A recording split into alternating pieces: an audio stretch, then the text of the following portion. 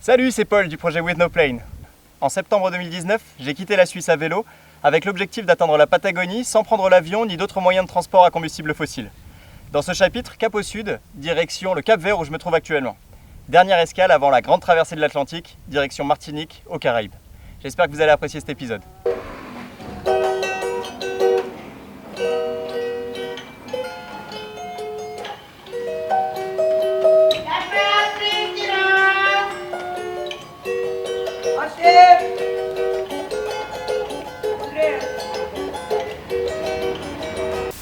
On est ici à Mindelo au Cap Vert où on est arrivé hier soir et on s'est installé à la marina aujourd'hui. Je suis très heureux d'être arrivé ici après une semaine de navigation qui a été très éprouvante pour moi.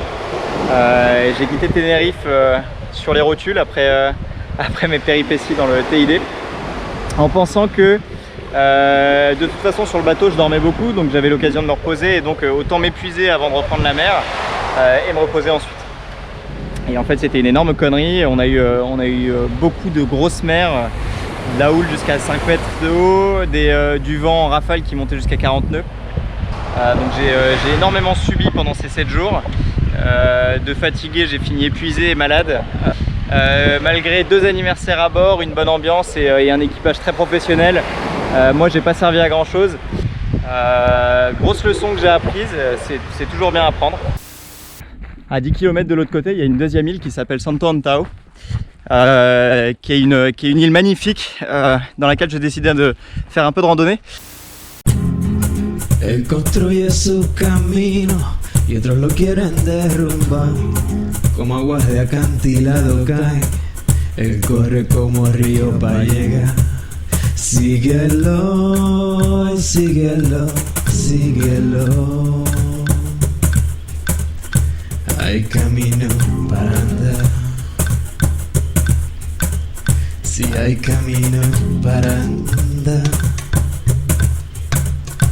Hay camino para andar.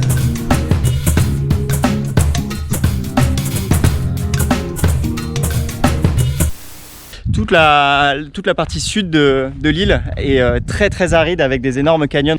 Et dès qu'on passe vers sud, on se retrouve sur une végétation très luxuriante. Et là où je me trouve, je suis à Cova da Opole, qui est l'ancien cratère de l'île. Et au fond du cratère, c'est tout vert, tout cultivé. On y voit des bœufs, on y voit des paysans qui y travaillent et toute une ribambelle de parcelles très bien délimitées. Le cadre est exceptionnel, des roches vertigineuses, une mer de nuages juste de l'autre côté. D'ailleurs, je vais descendre dedans.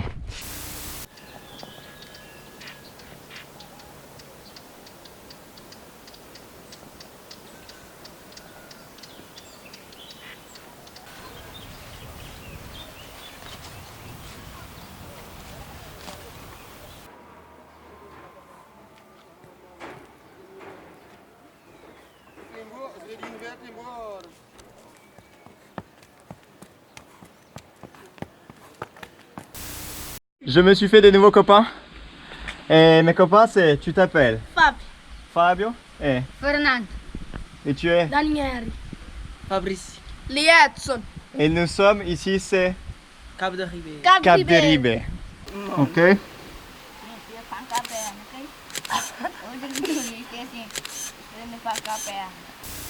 Donc j'ai dû sauter dans un aluguer, donc c'est un genre de taxi collectif pour être ici à temps avant le départ du ferry. Bon, c'est pas sans combustible fossile, mais c'était une superbe expérience humaine de se retrouver au milieu des Capverdiens, de pouvoir partager un peu le voyage avec eux. Et maintenant, retour à Mindelo ce soir.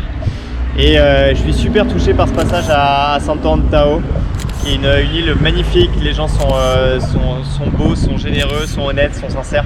Et c'est un peu bizarre de dire tout ça à une caméra, mais je suis profondément touché par mon séjour de quelques heures seulement ici et j'espère vraiment pouvoir repasser par ici un jour et y rester plus longtemps et m'incorporer un peu plus au lieu. Là, je me lance un petit défi, je vais essayer de trouver un magasin de musique pour acheter un ukulélé. Et donc j'ai demandé conseil dans un bar du coin et apparemment il y a un luthier extrêmement connu qui bosse un peu au-dessus et je vais essayer de trouver, je connais le nom du quartier mais c'est tout ce que j'ai comme info. On va aller voir si je trouve. Bon, je demande conseil, je fais un peu ping-pong dans le quartier. J'ai trouvé des ophtalmos, j'ai trouvé de l'oncologie, j'ai trouvé des notaires, des avocats, j'ai tout trouvé. Mais je trouve toujours pas mon luthier. On vient de me dire apparemment que c'était à côté du cimetière, en direction du soleil, donc je cherche ça maintenant. Ça y est, j'ai trouvé. Je vous laisse écouter le bruit. Ça tape sur du bois. Et puis c'est écrit atelier de violon. Bon, on n'est pas très loin du compte. J'espère que c'est ça. Putain, ça valait le coup de chercher pendant 2 heures. Je suis pas sûr d'être tombé sur le même luthier que celui que je cherchais, mais on s'en fout un peu. Moi je cherche un ukulélé, ils font pas de ukulélé, ils font mieux. Ils font des genres de ukulélé folk. Bon, c'est pas accordé pareil, mais c'est pas des cordes nylon, c'est des cordes en métal. Et bon, bah ça y est, je lui ai dit que demain j'achetais celui qu'il aurait préparé. Là, il en avait pas disponible, demain il en aura un. Et donc demain je reviens, et je reviens aussi avec un peu de matos caméra meilleur que la GoPro pour essayer de faire un peu d'image. Et demain j'ai une guitare. Comme prévu, me voilà sur le chemin direction du luthier, et on s'approche tout près maintenant. Et je suis accompagné de Thibaut que j'ai rencontré hier à la marina de Mindelo. Thibaut qui est photographe et vidéaste professionnel et qui fait aussi une transatlantique avec un projet super chouette que je laisse présenter. Alors le projet c'est le projet Ecodici, donc nous on fait une transat à la rencontre des acteurs de la transition écologique et du coup à chaque étape on s'arrête et on fait des vidéos comme celle qu'on va faire aujourd'hui. Et donc voilà, on se dirige vers le luthier, je mettrai le lien d'Ecodici en description de cette vidéo. Allez voir ça, les vidéos sont sublimes et les projets sont très très beaux aussi. Et donc là, direction le luthier.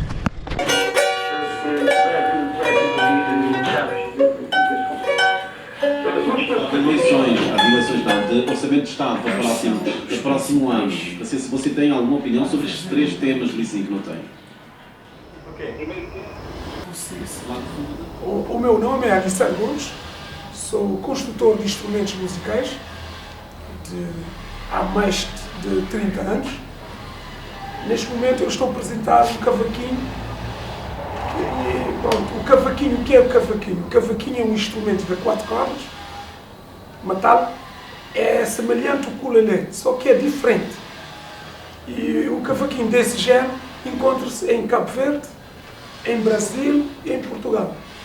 Mas neste momento o nosso cavaquinho é diferente de todos os cavaquinhos, porque é um cavaquinho que sofreu alguma alteração em construção, em modelos e forma de tocar.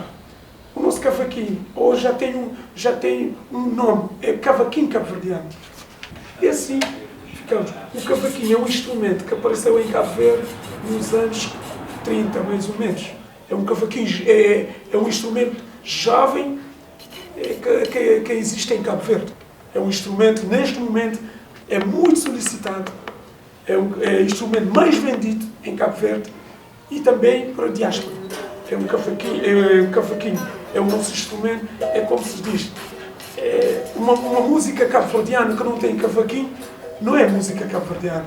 Então o cavaquinho já faz parte da nossa música, da nossa cultura.